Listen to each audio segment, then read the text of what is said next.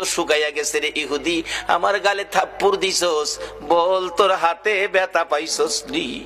ইহুদি বলেন, কার গায়ে হাত তুললাম গো, আমি মারলাম, আমার জিগায় ব্যথা পাইছিনি? আমার নবী ডাকে, এরে ইহুদি, আমার 8 বালতি পানির বিনিময় 24টা খেজুর দিবি? হ দেব, দে।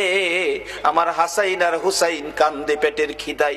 24 খেজুর লইয়া নবী রওনা হলেন, চলে যাবেন নাতিদের খাওয়ানোর জন্য। আমার আল্লাহ কয়, জিবরাইল রে, আমার বন্ধুর কানে খবর দে, বন্ধু যেন কুয়ার ভিতর থেকে বালতি উঠাইয়া দিয়ে আসে। জিবরাইল ডাহে, হুজুর যাইতেছেন গা? বালতি উঠাইবো কে? বালতি তো কুয়ার ভিতরে সিরা পড়ছে, কিভাবে উঠাবো? কিছু তো নাই, উঠাবো কি দিয়া? জিবরাইল কে, হুজুর কিছু লাগে না, যেখানে রাহমাতাল্লিল আলামিন আছে এখানে কিছুই লাগে না, আপনি কুয়ার ভিতরে হাত দিয়া বালতিরে ডাক দেন। সুবহানাল্লাহ, আসতে কইলেন? পৃথিবীর এমন কোন শক্তি আছে